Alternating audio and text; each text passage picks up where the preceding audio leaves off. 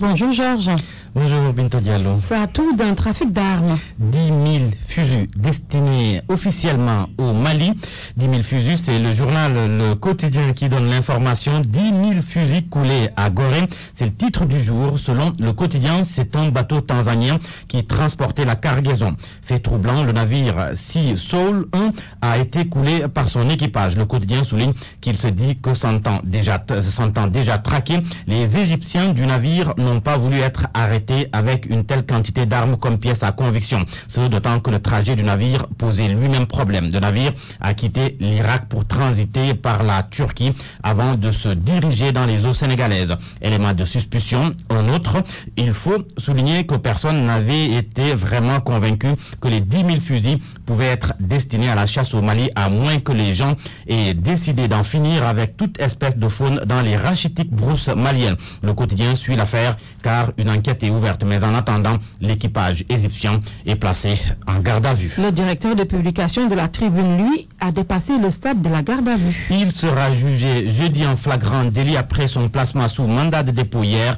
Félix Zalé reconnaît à la une de l'Observateur que l'information peut choquer. L'info selon laquelle il y a 5 cas d'Ebola alors qu'il n'en est rien. Devant les enquêteurs, Félix Zalé a fait savoir qu'il n'a pas recoupé l'information. L'Observateur plonge ses lecteurs dans le face-à-face du directeur de publication de la Tribune avec les policiers enquêteurs. Félix a confié aux enquêteurs que l'image était destinée à accrocher le lecteur. Mal lui en a pris, car il risque jusqu'à 3 ans de prison si l'on en croit l'Observateur qui indique que le procureur est lié par l'article 139 du Code de procédure pénale. Dans le domaine de la justice, l'affaire de la mairie de Podor fait la une de la presse du jour. La Cour d'appel de Saint-Louis a rendu son verdict hier et a donné la victoire à Racine Sy à la mairie de Podor. Du coup, Aïssata Tall Sall est débouté. Les journaux rivalisent de titrailles sur le sujet.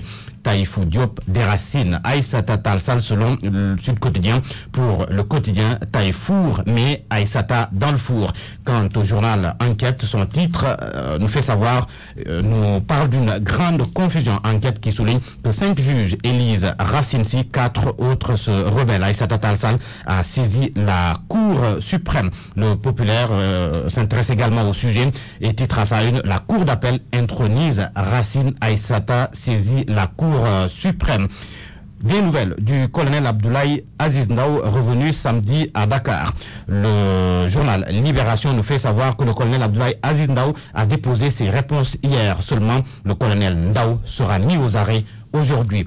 Et en ce qui concerne la demande d'audition qui a été mise sur la table de la commission défense de l'Assemblée nationale, l'AS nous fait savoir que la commission défense elle-même est à l'écoute de Niasse. L'avis du ministre des Forces armées sera aussi sollicité.